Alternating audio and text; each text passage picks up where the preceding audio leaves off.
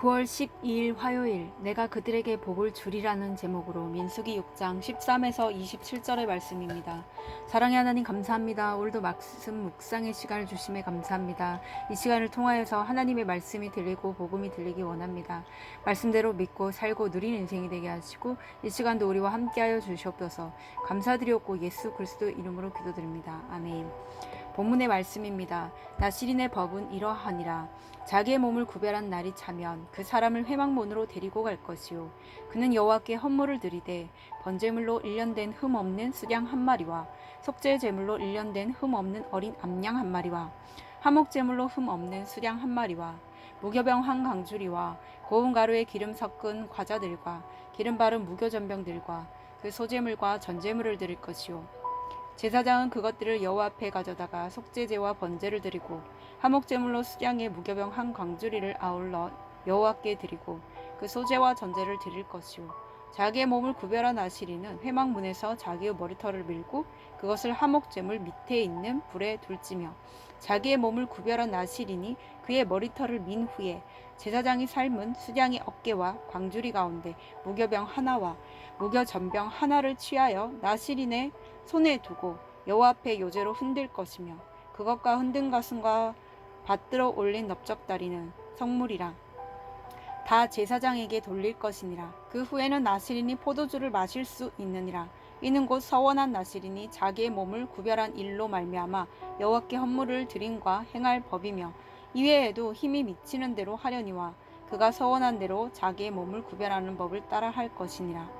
여호와께서 모세에게 말씀하여 이르시되 아론과 그의 아들들에게 말하여 이르기를 너희는 이스라엘 자손을 위하여 이렇게 축복하여 이르되 여호와는 내게 복을 주시고 너를 지키시기 원하며 여호와는 그의 얼굴을 내게 비추사 은혜 베푸시기를 원하며 여호와는 그 얼굴을 내게로 향하여 드사 평강 주시기를 원하노라 할지니라 하라.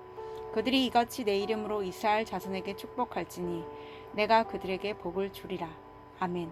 도움말입니다. 회막은 만남의 천막, 하나님이 이스라엘 백성과 만나시는 거룩한 장소로 성막이라고도 합니다. 헌물은 11조 외에 하나님께 바치는 예물을 말하며 화목 제물은 화해와 평화를 위한 제물입니다. 소제물은 곡물로 된 제물이고 전제물은 포도주로 된 제물입니다. 요제는 제물의 가슴이나 오른쪽 뒷다리를 앞뒤로 흔들어 바치는 제사를 말합니다. 본문 요약입니다. 나시린은 자기 몸을 구별한 기간이 끝나면 정해진 헌물을 준비하여 하나님께 드려야 합니다. 또한 그는 그동안 기른 머리털을 밀고 의식을 다 마친 후에 일상생활로 돌아가야 합니다. 하나님은 거룩히 구별된 이스라엘 자손을 대제사장 아론을 통해 축복하게 하십니다. 오늘의 중보기도입니다. 날마다 말씀 따라 거룩하게 살기로 결단하는 나 한 사람을 통해 우리 가정과 일터가 복을 받게 하옵소서. 아멘. 본문의 설입니다. 첫 번째, 나시린이 드릴 헌물 13에서 17절의 내용입니다. 나시린이 자기 몸을 구별하여 하나님께 드린 기간이 끝난 때는 번제, 소제물, 화목제, 소제, 전제 등의 헌물을 정성껏 준비하여 드려야 합니다. 하나님은 우리가 얼마나 돈을 좋아하고 그것에 매여 있는지를 잘 아십니다. 돈을 통제하는 훈련 없이는 내 믿음이 성장하여 하나님을 온전히 의지하기 어렵습니다. 그러므로 헌금을 드리는 일은 내 삶의 주인이 오직 하나님이심을 고백하며 내가 소중히 여기는 돈을 거룩한 돈이 되도록 다스리는 가장 기본적인 훈련입니다. 적용 질문입니다. 나는 주의 은혜에 감사하여 헌금을 흠없이 귀한 것으로 구별하여 드립니까? 기복적이거나 생색을 내며 겨우 드리고 있지 않습니까? 두 번째, 다시 일상으로 돌아가기 전에 18에서 21절의 내용입니다. 나시린으로 자기 몸을 구별한 기간에 기른 머리털은 일상으로 돌아가기 전에 모두 깎아 불태워야 합니다. 이는 몸을 거룩히 드린 후 새로운 삶을 살겠다는 표시입니다. 또한 화목제물로 드린 수양의 어깨를 요제로 다시 드리는 것은 세상 짐을 내려놓고 거룩한 사명을 감당하며 살겠다는 결단을 나타냅니다.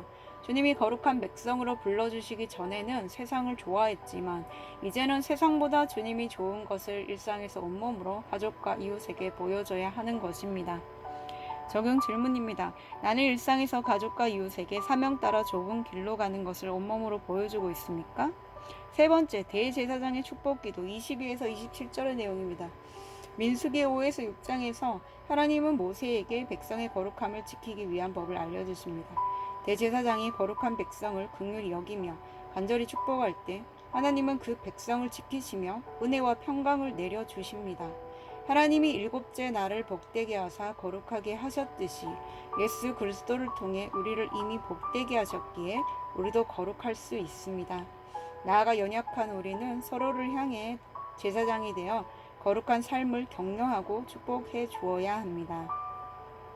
적용 질문입니다. 나 한 사람의 거룩하고 복된 삶으로 우리 가정과 공동체와 나라를 살릴 수 있음을 믿습니까? 오늘 기도하기는 여전히 재물을 더 소중히 여기며 하나님께 드리는데 인색한 저를 불쌍히 여겨주옵소서. 이제는 감사함으로 주께 헌금을 기쁘게 드리기 원합니다. 저의 일상생활에서 말씀에 따라 거룩하게 살게 하시고 주님이 주신 복을 가족과 이웃에게 전하는 축복의 통로가 되게 하옵소서. 아멘.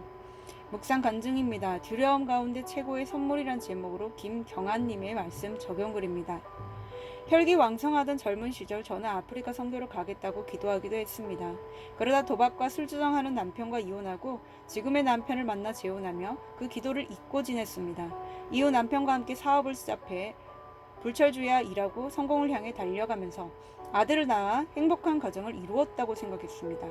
그런데 아들이 돌 무렵 피가 멈추지 않는 희귀 난치병이라는 의사의 진단을 듣고 저는 하늘이 무너졌습니다.